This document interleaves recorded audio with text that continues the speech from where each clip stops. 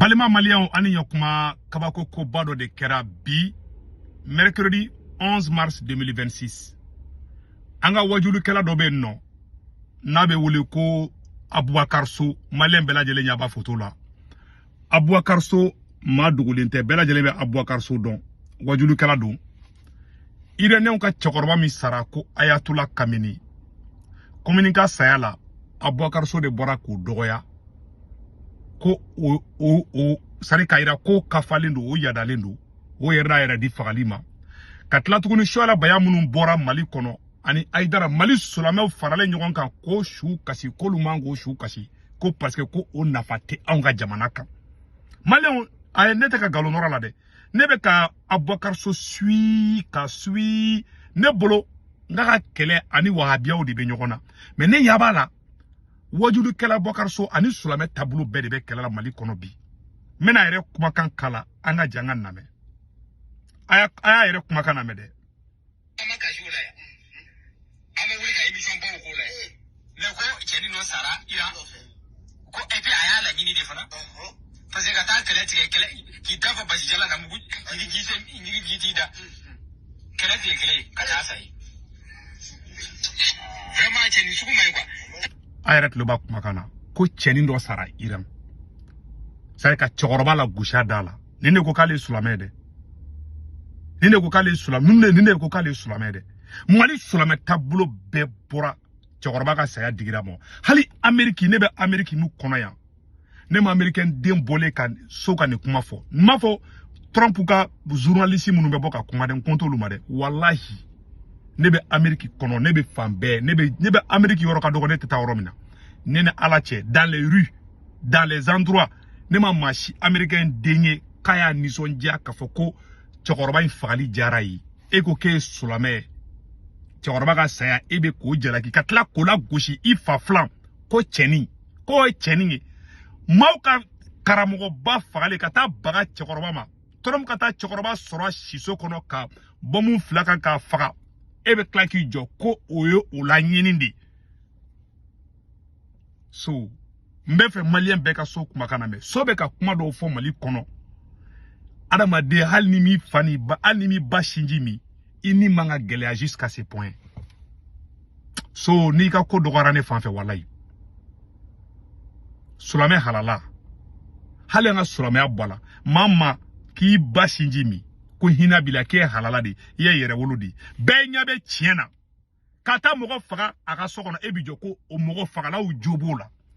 hali Ameriki ne ba Ameriki mi kono ko inkarama ja Amerika onyi olu munu te seli ko ke seli galai rebe ka bobi ka tegere fo non ka tegere fo islame njogo fagalla yini Mali sulame sit chegorba ka sayala ali Mali gouvernement bora ka fenge et puis mana kando ba da kono mana kando be so da kono anga kuma ni tola me ban ama ka jule ama wuli ka emission ba ko le me ko cheni no sara ira ko epi aya la nyini de fana ko la nyini parce que ta kala tike kala ki dafa bashi jala na mugu ni giti voilà ke jone tara kala tike joma utara uka dugu de goshi ko fuku yera duma uka jonyi ni manga Mali autorité manga ni mfasugu blaka teme kwa billahi tallahi ni nte horonyi billahi anga kuma tola me kala sai vraiment cheni suku mai kwa tapaji ro chente atise ka ke o jama indize America ona aita laje amana galu ka suruji nyona America la manuta jabo ya atise anga nyona ne ka kono vraiment alati falila jala ka sunna na ko bisira ne jugudi ala bi se no la jugudi femi ka ala jezera la fula me kala do to voyager gane ka wuli ka ta ma do de me jaye ra se ki ka jamana kuti nuna be wuli ku buta palestine wonde be alor bulu ka jamana bi kala se ni umani akluta mangana et puis aga kuma bete ne de mena aga kuma nyaka kuma mbu décortiquer ku bela jelna me ayala ga bum foya identité Amérique la ne ti mo la de mais wuli bali yere de on disait wala ya nu bi se di ake wati fe mbu bo na sula ko me ka bla réserve la ni yaji wati au lieu que aga boka duwa do ko ala ka hina chokoroba la to kere abeka et puis avec la ka fotunu so bet la ka fotuni ko mogo munu sara ko Mali sulama tara kasholu ko anga siternu jenna kuma kasholu la bon abena ni futine kuma o de kuma be quoi shola baya de la ka fo chien de la ko arabu be Mali kono kaka arabu la goshi dabla ay shola baya jabi ko jifu fana be Mali kono c'est-à-dire abe kuma ko kari ka kuma c'est-à-dire kalabanci mu ni chayindi du billahi tallahi awani Mali sulama si tabulu tigili horon jogo tala faso de nyuma jogo tala mogo la goshi mogo fenge mogo buruja de kadai ayni ala na krache halala denjume be chakoroba sije kata faka americain ye chakoroba faka ka muso faka oma je eka asigire me ka gelu waka abe yele la fana kwa abe ko ke ironie abe ko ke yele ko ba ko yele bugu ni el ninte horon billahi tallahi horon teni ne tigerila pu wala ne tigerila bi hinate dusukuna chakoroba fakara chugumina chakoroba fakara kata fafa siso kono ebi joko tara kele tige ay kele jumen tige mo konuma ko kera horon besigilingena ite horon ne tara malien munu be la me ka yele fo billahi tallahi e ba biti noro shola bayala kulu dogoya Iran chakoroba fagara do me américain fait ali Mali gouvernement ere bora ka taga Iran souteni mo Iran ye Mali deme bo kalama Mali ni Iran me nyogon deme bo kalama ne ma fo de anga Mali gouvernement ere ka communiquer la me Ablaye Maïga tara fo iranien ka taga anga la me Ablaye Maïga be ka kumango la me Ayatollah Saïd Ali Khamenei est mort martyr le samedi 28 février 2026. En défendant jusqu'à son dernier souffle l'intérêt supérieur de l'État et du peuple iranien, voilà, conformément à la vision de l'Ayatollah Khamenei. Voilà. Son rappel à Dieu laisse un immense vide, mais son héritage d'homme d'État et sa vision d'un monde plus juste, multipolaire et respectueux des intérêts, des identités resteront à jamais gravés dans la mémoire de tous ceux qui luttent pour l'indépendance et la souveraineté de leur peuple. En ce moment de profonde tristesse, je renouvelle, au nom de son Excellence le général d'armée disparu, ainsi qu'aux autorités et au peuple et à mon nom propre, nos condoléances les plus attristées à la famille de l'illustre disparu, ainsi qu'aux autorités et au peuple de l'État, du gouvernement, du peuple malien et à mon nom propre, nos condoléances les plus attristées à la famille de l'illustre disparu, ainsi qu'aux autorités et au peuple frère de la République islamique d'Iran. Le gouvernement de la République du Mali se tient aux côtés du gouvernement de la République islamique d'Iran pour lui exprimer toute sa solidarité face à cette épreuve et pour honorer la mémoire du guide suprême Khamenei qui aura consacré toute sa vie à la lutte contre l'injustice, l'oppression et pour la réaffirmation de la souveraineté des peuples. Nous prions pour le repos éternel de son âme ainsi que ceux de tous les martyrs iraniens.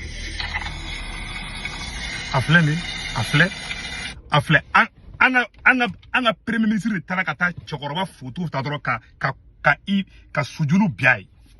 et ka sujulu bi ala ka do ka je m'excuse. Afle na viro flene bela je lengala je. Afle ma oronna siga anga oronna je quoi voilà. Afle Ablaye Maïga fleka ijo mba oronna sigi quoi oronna tili doni quoi. Voilà ayala je. Ayala je. Ni Ablaye Maïga de ki biri tanto afle. Voilà. Kuma be fleni. Fuka ambassade kono.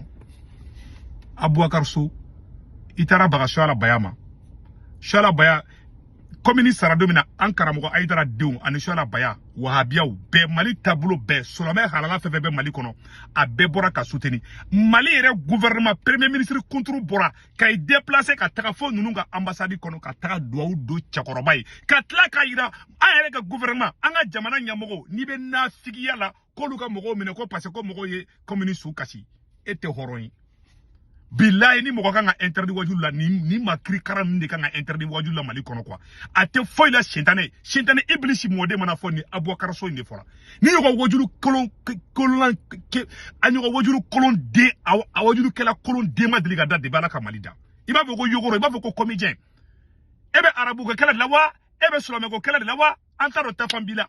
ta sare antaro ibe femina quoi iye sulame de wa ye mogo antado anti couleur do anti jamu yere do antado ye so halala de antado franchement tu as déçu ye flaw bet labi a benala na krache e chawraba ka sa ebeti joko cheni ebeta fi fa flama ko cheni sara ko ya yere di e ka gouvernement pour kataka oluka ambassade kono kataka do do khron kolon ninga na interdit de avec la kijo abi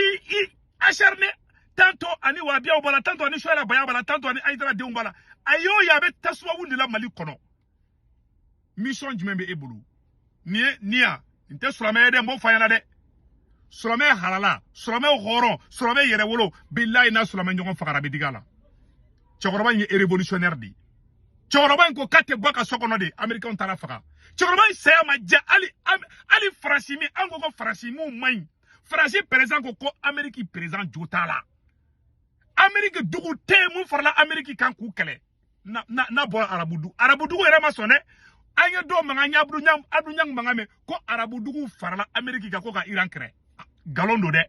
Iran arabu dugu be aya be bombarder a shima so ngita sara Irana a be me nafiki yala wo tiedi me o shima so ngakele de o ma kele de mo mi Iran kele o Israël ni Amérique di ol de marfa ta ku ga yoro gushi ça c'est une vérité arabu to ku nafiki wo do tiedi me ka fu Iran kele o ma kele de non you can ga basi di America ma bara ma umuda do kelela France ma fara America ka kelenke Angleterre ma fara America ka kelenke die be koko kelen manga ke e kafri deme Mali kono ko soko Aboubacar So e de bi sigilen to ki gelu waka ko ebe jodi Donald Trump ma hali Donald Trump ali bi information pour America yere ko kaka taka bo Iran e bi joke bo souteni heni ne bolongo so arabu ire de mandi soye ne bolongo arabu ka ngo so ka kele parce que iranien te arabu yi o lieu slamé odi o saya fana jariye fi beta fo o chekorama ko cheni ka fri de impoli Mali éduqué ibeta so nda fa bonya bo ni Mali éduqué di impoli de on ne be ka wuli bi ko o lieu wajulu kala wi e mun de modalier di Aboubacar So ko wajulu kala ala tiere la e ka fri de billahi talai ali farasi ko ni maja ko ni manya je jamana ship président kolondo de be an kunaya o de be kan blani kalenna amaja américain halala shi américain shima son kalema be murutirembe anga président bulu ayra konna filendo atara be bokala chugomina e bi sigileto ki gelu waka ndaro ita ali alamuya Aboubacar So da ta la fe ni wallahi etseke ni kafri dia tako nyesi islam nyogoma ayo ya beka sulame do la kushi ayo ya beka sulame do ani sulame mi koko Allah akbar aba foko foto ko banya ale be sigilene do ani mu soko aba foko soko banya ba ko daga sa boluno abetaka plateau kan nafiki de yala Aboubacar So qui est la honte et mon emmerdé tu dois avoir honte parce que bola ka chokoroba la kushi mais anga président Assimi Goïta bola ka chokoroba soutenu Mali tagara kataka do Mali aira de Mali gouvernement Mali président Mali premier ministre olu be aira ko tena ko chokoroba nkuyo horondi maloka ngi faka itari noro shola baya ka glugi bala mais shola baya kelenteo aidara de be farla shola baya ka wahabiyo tijan Mali tabulo be bora ka do chokoroba yi ima do chokoroba ima fa ala ka dawronya i bora tukunu ko la gushi tukuni ça veut dire ali kafri ka fsani ne bora kuma la Mali oni de kundu ala ka hera ke Mali ande bela jeli ouf dusu chena bi wa wallahi je suis très déçu par Aboubacar So no agan chena tikara chela quoi wallahi Malien fait bébé France, Italie, Espagne, Angleterre, Amérique, Canada, Warichi no ala be Senwave application téléchargée. Na Senwave application téléchargée abene ka kor promo do urgent 10 € be da yara ta ko fa baka banque information be do. Aw somo be Malla Sénégal, Côte d'Ivoire, Cameroun, abulu ka Orange numéro ta to ko be 40 ka na Warichi ma ba sur Orange mo na sur place. Wakato jabe Warichi drome kele ata sara. Donc Senwave application à photo fleni. Donc ba clique à la photo fleni. Voilà l'application. Arambe.